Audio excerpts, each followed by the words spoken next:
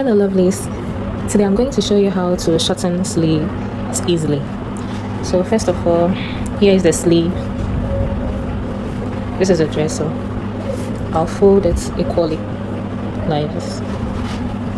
Then I'll measure the length of the sleeve, how I want it to be shortened. So I'm measuring from the neck point to the base. So this is 19, so I want it to be 12, so 1 inch allowance. So this is 13, mark 13 here. Then I'll come here, mark 13 here. So I'll join the points.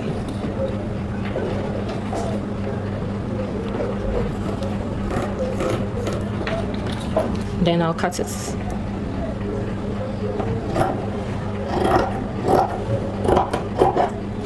Remember I said I want it to be 12, so, and we measured it 13, so 1 inch allowance, so measure the 1 inch here.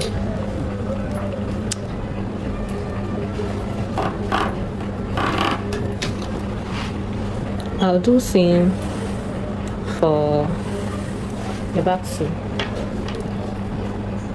1 inch, 1 inch. The reason I'm doing this is because if I fold it like this, and so I want it to be straight, okay? So this line I'm making will guide me to make the fold straight. So 1 inch here too.